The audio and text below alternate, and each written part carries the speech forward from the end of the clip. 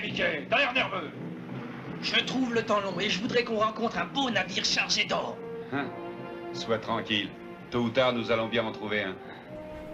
Salut tout le monde, je suis de retour pour l'épisode 3 de ma série sur les héros de France. Aujourd'hui on va parler de mon marin préféré, Surcouf. Un mec qui a gagné tellement de crédibilité dans le game qu'il a fini par être appelé le roi des corsaires. Pour ceux qui ne sauraient pas, le corsaire c'est assez proche d'un pirate, sauf qu'à la différence du pirate, le corsaire passe un contrat avec un gouvernement et n'exerce que son activité en temps de guerre et n'attaque que les bateaux ennemis du gouvernement avec lequel il a signé son contrat. Donc d'un côté c'est avantageux pour le corsaire qui a des cibles à piller et qui en plus peut revenir dans son pays écouler sa marchandise et le butin de ses pillages. Et c'est également avantageux pour le gouvernement avec lequel il passe son contrat car il déstabilise l'économie des pays ennemis. C'est important de préciser qu'il y a quand même une relation particulière entre la France et les corsaires. La France, qui pendant un très long moment a eu un grand désavantage maritime face à la Royal Navy, a été l'un des pays à avoir le plus recours aux corsaires. Donc Robert Surcouf, il est né à Saint-Malo en décembre 1773 et c'est le plus connu de ses 4 frères. Ça va pas être le seul de sa fratrie à devenir corsaire et ça s'explique en grande partie par sa famille qui a une très forte tradition de marins et qui a compté dans les générations précédentes certains marins assez illustres. À l'origine, Surcouf était destiné à la prêtrise par ses parents et il n'apprécie pas du tout son éducation. À 13 ans, il doit faire une fugue après avoir mordu le prêtre qui essaye de le retenir. Donc là, on part à 13 ans sur un grand échec scolaire, c'est plutôt mal embarqué pour lui. À l'heure actuelle, généralement, quand un gamin de 13 ans fait une fugue, il va dans la maison de son copain d'à côté. À l'époque, c'était pas le cas. Surcouf, lui, 13 ans, il s'engage comme marin sur un bateau. Donc il va travailler comme pilotin sur le Héron, un navire qui transporte des marchandises vers Cadix. Il est alors pas payé, mais ça lui permet justement d'apprendre le métier. Là, faut quand même préciser que Surcouf, il vient d'une famille relativement prestigieuse chez les marins. Et sur le Héron, il va manger à la table du capitaine.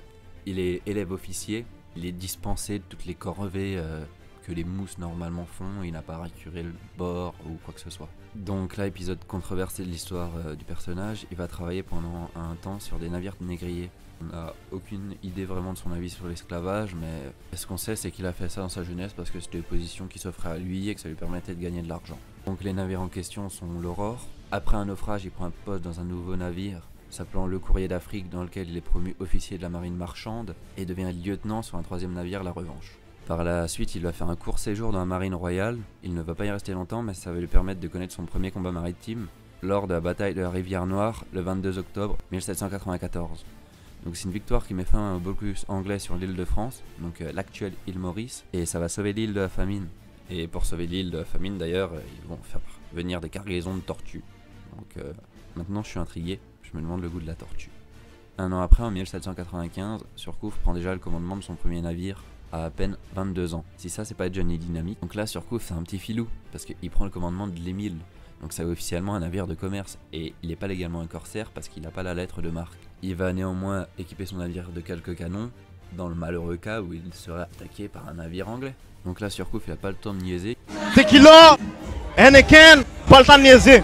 Il se met directement à attaquer les navires anglais dans le quartier qu'il va capturer et il va en faire son nouveau navire et le renommer le Hasard. Alors là Surcouf il est dans le golfe du Bengale et il multiplie les prises. Il va attaquer des bateaux anglais mais également des bateaux américains comme le Diana. Mais jusque là Surcouf lui il a que attaqué des petits bateaux, donc il a pas fait encore de grands butins. Et c'est là que sa légende va vraiment commencer parce qu'il va faire une folie. Il va attaquer un Indiaman, c'est un navire anglais de la Compagnie des Indes. Donc cet Indiaman c'est le Triton, il dispose de 150 hommes et 26 canons. Donc c'est un navire 10 fois plus puissant que le sien. Mais bien sûr c'est un navire avec une cargaison extrêmement précieuse. Et là contre toute attente il réussit à aborder le navire.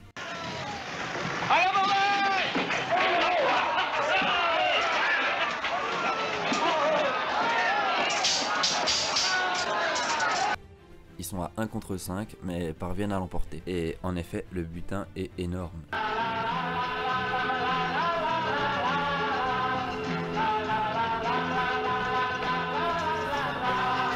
Donc Surcouf normalement devrait être riche, mais ça va se compliquer. Il retourne à l'île de France et là le gouverneur lui saisit tout son trésor, prétextant qu'il n'avait pas de lettre de marque, donc que c'était un acte de piraterie. Donc là Surcouf il a mauvaise mais il ne peut pas se laisser faire. Il va à Paris plaider sa cause devant le gouvernement, devant un tribunal. Il va l'emporter mais son trésor ne va pas lui être restitué. En échange il va avoir une compensation financière. Désormais il est relativement riche mais ça va absolument pas lui enlever son goût de l'aventure. Et directement il va retourner dans l'océan Indien. Et là il va enchaîner les captures de navires britanniques. Une des raisons aussi qui l'a poussé à directement retourner dans l'océan Indien, c'est que son frère Charles est retenu prisonnier sur un navire anglais. Donc là, pour vous donner une idée de l'efficacité de Surcouf, le gouvernement anglais le considère comme une vraie menace et il capture tellement de bateaux anglais qu'il fait vaciller la bourse de Londres avec ses prises.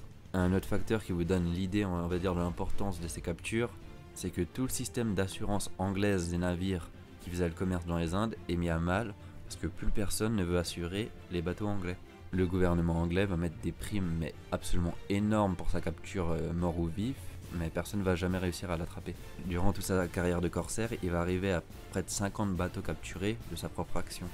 Donc le gouvernement anglais affrète des bateaux à sa recherche personnelle, donc notamment la Sibylle. Et en 1800, en fait, la Sibylle va prendre son bateau en chasse.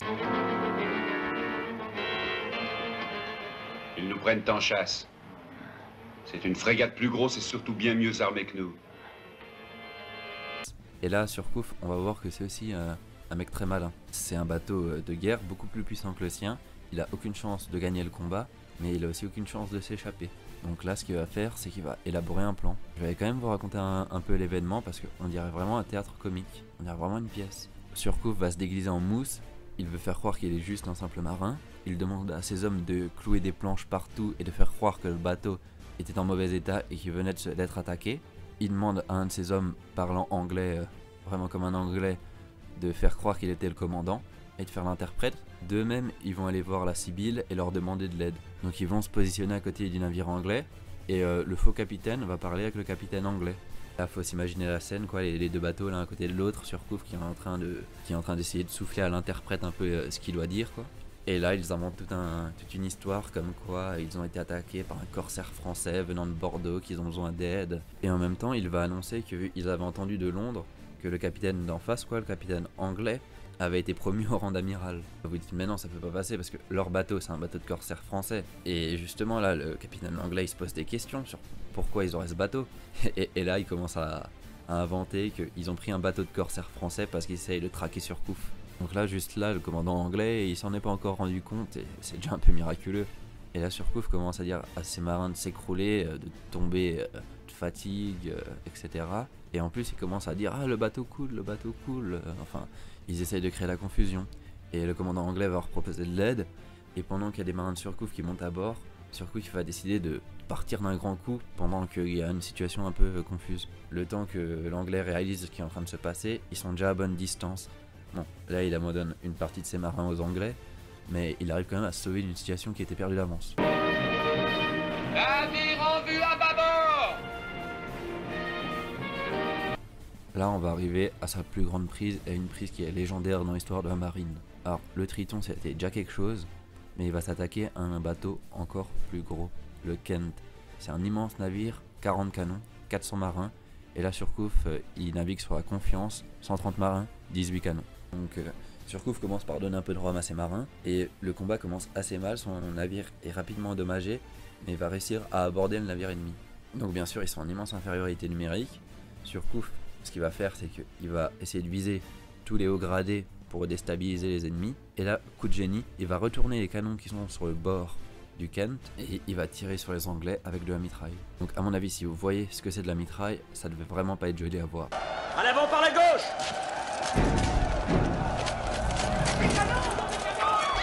À mitraille, feu!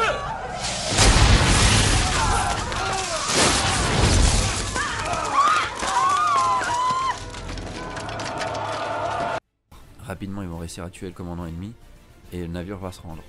Et là c'est une prise mais absolument immense, c'est presque du jamais vu. 1801, il va enfin rentrer chez lui à Saint-Malo de manière triomphale, il va rentrer comme un héros et il va épouser la fille d'un grand armateur, Marie-Catherine Blaise de Maisonneuve. Donc en plus c'est un mariage d'amour et là Surcouf il a tout, il a la richesse et il va lui-même devenir armateur. Donc il a 28 ans, il a passé la majorité de sa vie d'adulte sur mer et il veut un peu rester à Saint-Malo et il ne veut plus reprendre la mer. Napoléon Bonaparte, empereur des Français, lui demande en 1803 de reprendre les armes et de se mettre à son service, mais Surcouf va refuser. En effet, Surcouf considère que face à la Royal Navy, on ne peut pas faire la guerre à l'Angleterre de manière conventionnelle car on n'a pas la puissance, donc en réalité c'est beaucoup plus efficace d'attaquer les bateaux commerçants anglais et de détruire leur commerce. Mon Napoléon, qui a une immense estime du personnage, n'est pas rancunier et il va en faire un des premiers à recevoir la Légion d'honneur. Et bon, ça a quand même plus de gueule de la donner à Surcouf qu'à Mimulmati. Il va quand même reprendre la mer en 1807 sur un navire s'appelant le Revenant Mais en réalité, il va vite se lasser, même s'il a fait quelques prises durant la période. Et en 1808, il retourne à Saint-Malo et met définitivement fin à sa carrière à peine 35 ans. Mais c'est durant cette petite année que Surcouf va avoir un petit dialogue qui va le rendre immortel. Alors il y a un officier britannique qui lui dit « Vous, Français, vous vous battez pour l'argent, tandis que nous, Anglais, nous nous battons pour l'honneur. » Là tu vois, c'est une belle attaque, tu vois, donc tu prends un crochet du droit, t'as un peu mal, faut quand même répliquer et répliquer bien. Et là, le génie, le panache à la française, chacun se bat pour ce qui lui manque. Ils sont à peu près la même taille. Mais il est grand avec son mètre 75. Deux gauchers. Attention le crochet droit. Le crochet droit après 5 secondes. Quel crochet droit, c'est fini. Il est... KO direct, combat terminé. Donc plus tard il va se consacrer au métier d'armateur, il va équiper de nombreux bateaux corsaires et une grande partie vont être commandés par un de ses frères. Donc, durant la période il va profiter de sa richesse pour devenir un propriétaire terrien important et surtout profiter de la vie. C'est là qu'il prend beaucoup de poids, hein. Il nous fait une Depardieu et il devient relativement obèse. Mais bon, avec tout ce qu'il a fait, il fait bien ce qu'il veut. Maintenant, de toute façon, tu les vois tous, t'as qu'à voir à la télé, les mecs, ils ont pas de ventre, on sait même pas s'ils chient.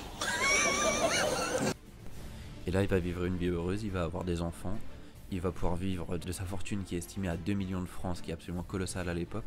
Donc il finit par mourir à 67 ans, probablement d'un cancer. Après 67 ans, on peut se dire c'est jeune, mais il a défié nombre de fois la mort, et c'est vrai qu'il y a beaucoup de corsaires qui ont eu des fins beaucoup plus tragiques que la sienne.